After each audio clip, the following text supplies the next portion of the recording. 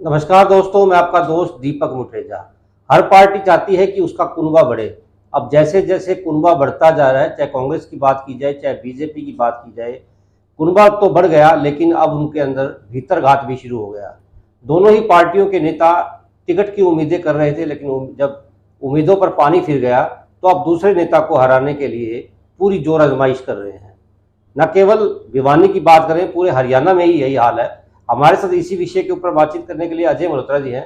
अजय मल्होत्रा जी वरिष्ठ पत्रकार हैं, राजनीतिक विश्लेषक भी हैं। सर, बहुत बहुत स्वागत है आपका।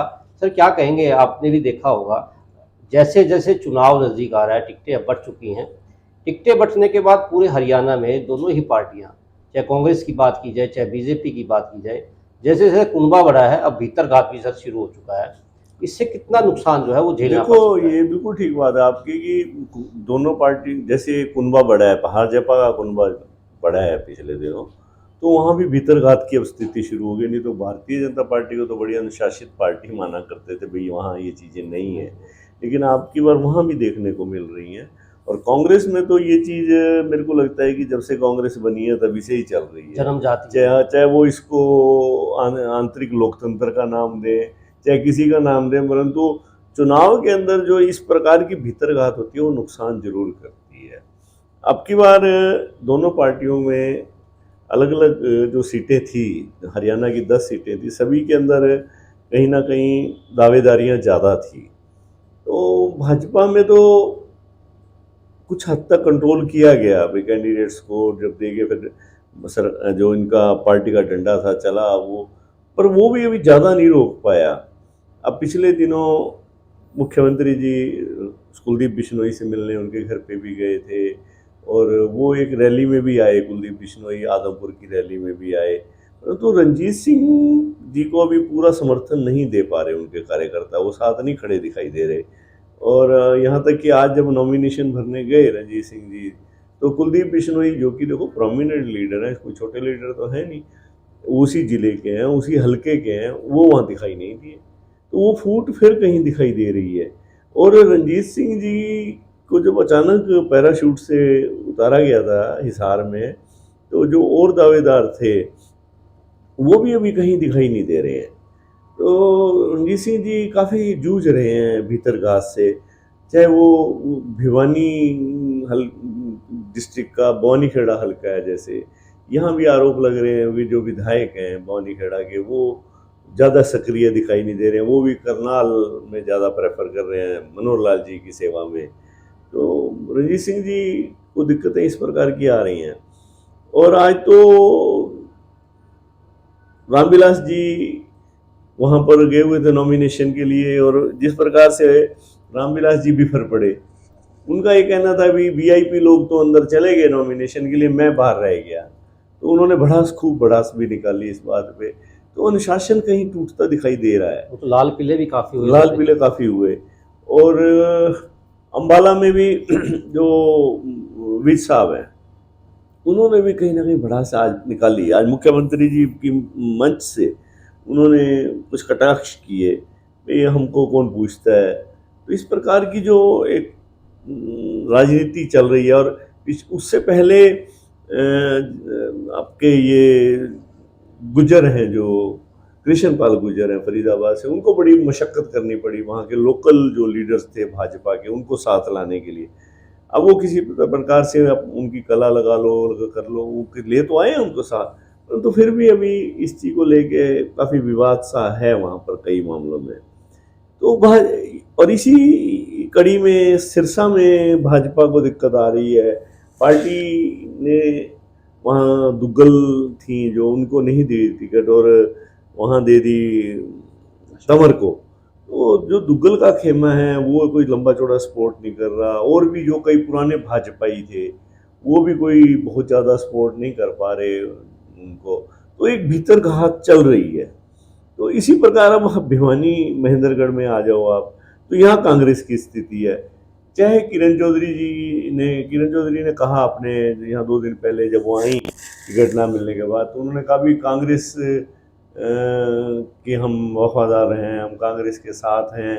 परंतु जब उन्होंने ये कहा कि जिस ज़बरदस्त तरीके से दान सिंह ने हमारी मदद करी थी श्रुति की, हम भी उससे फालतू करेंगे, तो उसके मायने भी ये निकले कि किरण चौधरी कोई लंबा चौड़ा सपोर्ट नहीं कर रही है उनको, या उनके जो वर्कर हैं, अब तक जो किरण चौधरी के वर्कर हैं वो दान सिंह के साथ हमने नहीं देखे हैं अभी। और किरण चौधरी ने अब 5 दिन बाद कहती हैं कि मैं वर्कर मीटिंग लूँगी, तो तब तक तो समय बहुत बीत जाएगा, आपका चुनाव प्रचार का समय 25% बीत जाएगा।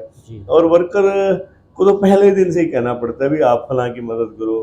तो अभी भी किरण चौधरी का रुख सकारात्मक नहीं है दान से, वो मतलब इस चीज़ को नहीं हजम कर पा रही है कि श्रुति चौधरी की टिकट जब काटी गई, तो उनका तो ये कहना है कि भाई सर्वे में भी श्रुति चौधरी का नाम ऊपर था, फिर इंटरनली कांग्रेस के कुछ लीडर्स ने खुन्नस निकालते हुए उनकी टिकट कटवाई है, तो उनमें इस बात का बड़ा तकलीफ है। तो ये जो तकलीफ है ना, ये दान सिंह पे आने वाले समय में भारी पड़ सकती है। अब आप फरीदाबाद में आ जाओ, फरीदाबाद में कांग्रेस ने महेंद्र प्रताप जी को टिकट दे दिया, गुज्जर नेता हैं, पुराने लीडर हैं, परंतु वहाँ पर जो 5 साल एमएलए रहे आपके करण सिंह दलाल, वो बिफर गए, और उन्होंने अभी 2 दिन पहले एक मीटिंग भी करी थी वहाँ, और अब फिर पंचायत बुला रखी है। तो वहाँ 2-3 लाख जाट वोट भी है, जाट लीडर भी हैं वो, और मोर ओवर वो भूपेंद्र हुड्डा जी के समधी हैं।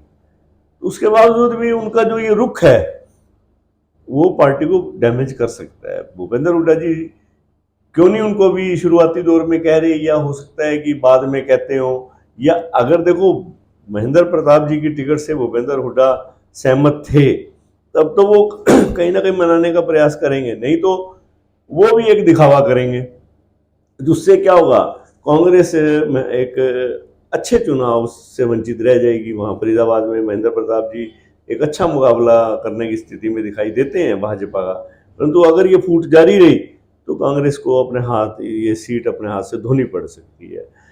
तो कांग्रेस के अंदर जो इस प्रकार की फूट है, अब देखो भिवानी में आपको दिखाई दे रही है, आपको यही फूट फरीदाबाद में दिखाई दे रही है, अब गुड़गांव है, अभी जुमे रात को तो टिकट दी है वहाँ राज बब्बर जी को, और वहाँ के जो पुराने नेता हैं, जो ओबीसी सेल के राष्ट्रीय अध्यक्ष हैं कांग्रेस के, उन्होंने पहली बयानबाजी शुरू कर दी है। अब मतलब कि इस तरह से कहना भी देखो पार्टी का फैसला है, मेरे को तो मंजूर तो है, पर अनमने ढंग से। अब वर्कर इन चीज़ों को पसंद नहीं करता, वर्कर चाहता है कि सीधी लाइन दी जाए, मेरा नेता क्या चाहता है। उन्होंने ये भी कहा भी हरियाणा के कुछ नेता मेरे को डाउन करना चाहते हैं, तो स्ट्रेट फॉरवर्ड कहना चाहिए उनको, जो भी बात कहनी है। इस तरह से बोल बात करेंगे उससे पार्टी को नुकसान होता है। सिरसा में नो डाउट भाई ज़्यादा अंदरूनी फूट नहीं है, परंतु आज जब शैलजा फॉर्म भर रही थी तो एक पर्टिकुलर खेमा बीरेंद्र सिंह, रणदीप सुरजेवाला, किरण चौधरी, ये सारे थे वहाँ पर, लेकिन भूपेंद्र हुड्डा के खेमे से ना तो पार्टी के प्रदेशाध्यक्ष थे, ना हुड्डा खुद थे। तो ये चीज़ें कहीं ना कहीं पार्टी की फूट को दिखा रही हैं। वहाँ तो चंद्रमोहन जी भी गए थे, चंद्रमोहन जी भी आए हुए थे, जबकि चंद्रमोहन जी आजकल पंचकुला और कालका से एमएलए बनते रहे हैं, तो उनकी जो कालका में उनकी सक्रियता थी वो कम हुई है। वहाँ वरुण मुलाना कांग्रेस के कैंडिडेट हैं। तो ये जो सारी चीज़ें हैं ये कांग्रेस को भाजपा से भी ज़्यादा डैमेज कर रही हैं। भाजपा के नेताओं का यही कहना है, भाजपा के नेता आज ये मानते हैं कि कांग्रेस 3 सीटों पे अच्छा कर रही है, परंतु वो ये कहते हैं कि भाई कांग्रेस के लोग 2-3 सीटों पे तो अपने ही बोझ से नीचे जा रहे हैं। इसी प्रकार भाजपा को भी दिक्कत आ रही है, खास तौर पे हिसार सीट पे या सिरसा सीट पे। तो ये जो कल्चर है ये लोकतंत्र के लिए हानिकारक है। ये मतलब कि लोकतंत्र के लिए नहीं है, ये सेल्फ तंत्र के लिए है। मतलब कि आपको टिकट मिल गई तो सब ठीक, आपको टिकट नहीं मिली तो सब गलत। वो तो फिर ऐसा ही होता है, अगर उनको भी टिकट मिलती तो दूसरी जो लॉबी है वो करती। आरोप लगे हैं बिल्कुल, जो भी मतलब कि दूसरी लॉबी है, जो वो पिछले चुनाव में उन्होंने लिख के दिया भी मेरे को सपोर्ट नहीं किया, ये नहीं किया। तो ये चीज़ें राजनीति में डे बाय डे बढ़ रही हैं। तो कैसे पार्टियां चलेंगी मेरे समझ नहीं आती है। तो या तो पार्टी के अंदर अगर ज्यादा सख्ती की जाए तो कह देंगे तानाशाही है, और अगर थोड़ी छूट दे जाए तो फिर जुतम पुजार है, टांग खिंचाई की वजह से नुकसान जो है दोनों ही पार्टियों को होने वाला होने वाला है। ऐसा दिखाई दे रहा है। हाँ हाँ, स्पष्ट दिखाई दे रहा है। मतलब कि कम से कम 2 सीटों पे बीजेपी को और 3 सीटों पे सीधे सीधे तरीके से कांग्रेस को दिखान दिया। इवन अब रोहतक आ जाओ, आप रोहतक भी फौरी तौर पर भाजपा के सारे नेता लगे हुए हैं, लेकिन भीतर घात वहां भी है, वहां भी कई भाजपा के नेता मन से नहीं चाहते कि अनिल शर्मा चुनाव जीते। उनका दिल नहीं चाहता जीते, परंतु दिमाग चाहता है जीते, क्योंकि कल को जवाब देना पड़ेगा। क्योंकि भाजपा तो देखो पूरा हिसाब किताब लेगी, फिर कांग्रेस तो लेना ले, भाजपा पूरा हिसाब लेगी। हो सकता है कि कांग्रेस भी आजकल थोड़ा सा मूड बदल रही है, राहुल गांधी अगर मजबूत होके आते हैं लोकसभा में तो वो भी हिसाब किताब लेंगे। तो आने वाले समय में मेरा ये मानना है कि भीतर घात वालों के खिलाफ कार्रवाई तो होनी चाहिए, कोई भी पार्टी। हाईकमान को अभी से ही जो है तरीके से देखना चाहिए कि कहाँ कहाँ पर क्या क्या भीतर घात चल रहा है, कहाँ कहाँ टांग खिंचाई चल रही है। उनको मीटिंग बुला करके या वर्करों की बैठक बुला करके उसको ठीक ठाक करना चाहिए, नहीं तो दिक्कतें काफ़ी आने वाली हैं। हाँ, अभी समय रहते 2-4 दिन में अगर हाईकमान ने हस्तक्षेप नहीं किया दोनों पार्टियों की तरफ से, तो आने वाले समय में देखो भारी दिक्कत का सामना करना पड़ेगा। फिर ये भीतरघात लेके बैठेगी कईयों को। अगर सर बात की जाए सिरसा की, हम्म। सिरसा में आपने देखा कि एक ही एसआर के ग्रुप जो है वही आया हुआ था। भूपेंद्र सिंह हुड्डा का जो ग्रुप था वो शैलजा जी के नॉमिनेशन में नहीं गया। ऐसी स्थिति हिसार के अंदर भी देखी गई, जहां रामविलास शर्मा जी जो है वो बिफर पड़े थे। ऐसी स्थिति जिस प्रकार से रोहतक में अरविंद शर्मा जी के साथ भी हो रही है, अगर यही स्थिति चलती रही, यही टांग खिंचाई चलती रही और हाईकमान ने कोई भी निर्णय नहीं लिया, तो क्या हो सकता है सर? अब देखो ना, जहां पर फूट है, हिसार में, सिरसा में, रोहतक में, तीनों जगह भाजपा कमजोर दिखाई दे रही है फूट के कारण। इसी प्रकार भिवानी में, आपके फरीदाबाद में और गुड़गांव में आंतरिक लड़ाई है कांग्रेस की, फूट है ज़्यादा तो कांग्रेस कमजोर दिखाई दे रही है।